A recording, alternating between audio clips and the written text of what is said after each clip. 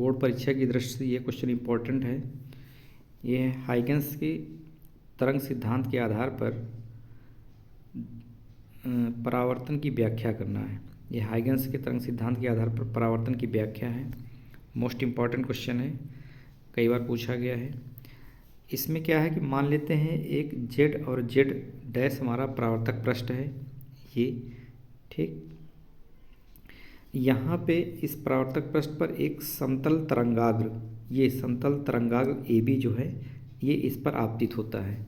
इसको समझिए ध्यान से, ये समतल तरंगाग्र हमारा ये है, ये इस पर आपतित होता है, ठीक। तरंग संचरण की दिशा ये वाली है, ये तरंग संचरण की दिशा है ये, और तरंगाग्र इसके लंबवत ये गति कर रहा है, ए बी इस तरीके से गति कर रहा है। और जैसे ही जब इस पृष्ठ ए पर आता है, ठीक, तो ए का पृष्ठ यानी जो तरंगाग्र ए बी है उसका इस पृष्ठ से पहले टकराव होता है, उसके बाद बी वाला बाद में टकराता है। तो जितनी देर में बी जो है बी डैश तक पहुंचता है उतनी देर में ए से द्वितीयक तरंगाएं निकलना चालू हो जाती हैं, ठीक। फिर जब बी ए डैश तक पहुंचेगा तो यहाँ से भी द्वितीयक तरंगाएं निकलना चालू हो जाएंगी। तो कहने का मतलब यहाँ पर एक अभिलंब हम डाल देते हैं, ठीक। आई बात समझ में? जब अभिलंब डाल देते हैं तो देखिए यहाँ से इसको थोड़ा सा कि ये अभिलंब है, ये आपतित किरण है। आपतित किरण और अभिलंब के बीच का जो कोण है उसे हम क्या कहें? आपतन कोण। तो ये वाला कोण कितना हो गया? आपतन कोण। और ये इस पर क्या है? अभिलंब है, ये इस पर अभिलंब है, तो इसका मतलब ये हो जाएगा आई, तो ये हो जाएगा 90 माइनस आई, 90 माइनस आई के, ठीक। इस तरीके से जब ये 90 माइनस आई तो यहाँ पे देखते हैं तो ये कोण भी 90 डिग्री है। तो जब ये 90 माइनस आई तो ये 90 से घटा देंगे तो हो जाएगा कितना? 90 माइनस आई, ठीक। जब इसका हम ब्रैकेट खोलेंगे तो माइनस माइनस प्लस हो जाए तो 90 90 कट जाएंगे, कुल मिला क्या मिला? आई के बराबर। इस तरीके से ये कोण कितना मिल गया? आई, ठीक। ठीक उसी प्रकार ये अपवर्तन कोण है, तो जब ये वाला आर है तो ये वाला कोण भी कितना हो जाएगा? आर हो जाएगा, ठीक। ये बात समझ में आ रही? फिर आगे चलते हैं, इसको थोड़ा सा इरेज कर देते हैं तब समझ में आएगा, ठीक। ये आई। अब यहाँ पे इसको थोड़ा सा थ्योरी है कि मान लेते हैं कि जेड जेड एक परावर्तक पृष्ठ है। हमारा जेड और जेड क्या है? परावर्तक पृष्ठ है जिस पर एक समतल तरंगाग्र ए बी तिरछा आपतित होता है, तिरछा आपतित होता है, ठीक। हमने जो बताया पहले भी, तरंगाग्र जो है पृष्ठ जेड जेड को बिंदु ए पर काटता है। माना तरंगाग्र की चाल कितनी? v है। तरंगाग्र के बिंदु B को ए डैश तक पहुंचने में समय कितना लगता है? t लगता है। ज्यों ज्यों तरंगाग्र ए बी आगे बढ़ेगा, जो हमने पहले बताया था, वो पृष्ठ ए व ए डैश के बीच के बिंदुओं से टकराता जाता है। तो हाइगन्स के तरंग सिद्धांत के आधार पर इन बिंदुओं से द्वितीयक तरंगाएं निकलने लगती हैं जो कि v चाल से माध्यम में फैलने लगती हैं। पहले बिंदु ए से द्वितीयक तरंगाएं चलती हैं। जितने समय में तरंगाग्र बी से बिंदु ए डैश तक पहुंचेगा उतने ही समय में द्वितीयक तरंगाएं ए से चलकर बी डैश पर पहुंच जाएंगी। तो जो चली गई दूरी है, इस चित्र में हम देखते हैं यहाँ पे चली गई दूरी है, कहने का मतलब कि जितनी देर में बिंदु बी जो है ए डैश तक पहुँचेगा तो ये चली गई दूरी, उतनी देर में ए से द्वितीयक तरंगाएं निकलना चालू हो जाएगी। तो कहने का मतलब कि जो दूरी बी ए डैश है वो कितनी हो जाएगी? ए डैश के। तो चली गई दूरी बराबर क्या होता है? ये बी ए डैश बराबर ए बी डैश की हो जाएगी। चली गई दूरी, दूरी बराबर चाल गुणे समय, चाल कितनी? v, समय कितना? t, तो हो गया बी ए डैश बराबर ए बी डैश बराबर वी टी, समीकरण नंबर 1, ठीक।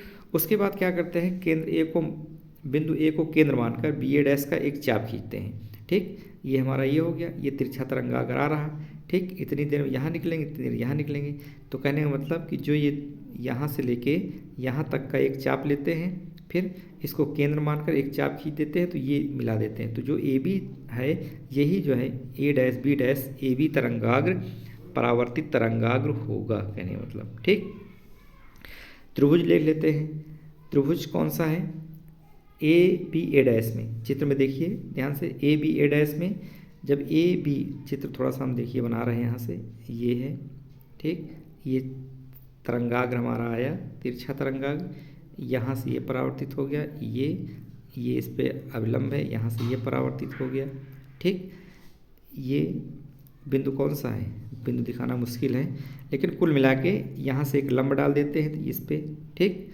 तो एक त्रिभुज बन जाता है। एक तो त्रिभुज कौन सा बन जाता है? ये वाला त्रिभुज बन जाता है, दूसरा ये वाला त्रिभुज बन जाता है। तो चित्र में देखिएगा, उसमें इसमें दिखाई नहीं पड़ रहा ठीक से।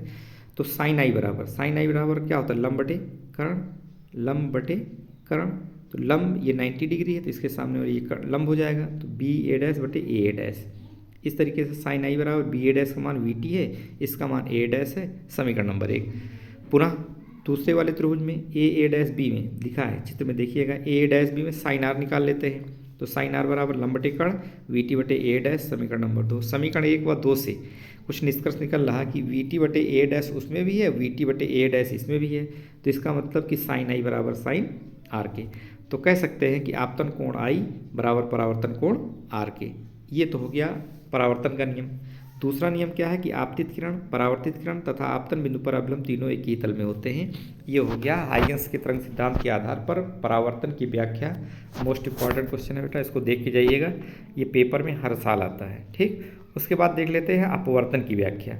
ठीक, अपवर्तन की व्याख्या, परावर्तन या अपवर्तन की व्याख्या दोनों में से एक में आएगा। देख लेते हैं परावर्तन अपवर्तन की व्याख्या। ये हो गया हमारा अपवर्तन की व्याख्या का फार्मूला।